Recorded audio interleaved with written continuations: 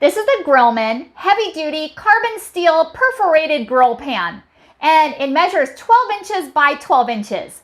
It also has these handles here on the side, and this is perfect for grilling either at home, in your kitchen, or when camping too.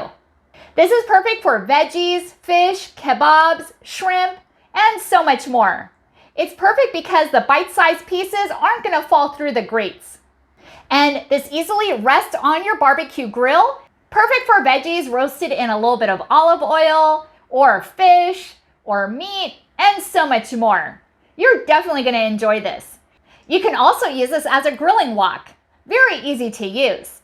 And all you have to do is preheat your grill up to 400 degrees Fahrenheit. And then put your veggies, or meat, or shrimp on top. And then watch how quickly this will cook. Then when you're ready to remove it, just use some oven mitts to remove it off the heat and you're ready for a delicious meal. And this is also very easy to clean and it's also dishwasher safe as well. I was sent this from Grillman to evaluate and I really like it and I think you will too. Thank you so much for watching and hope you found this video helpful. Happy grilling!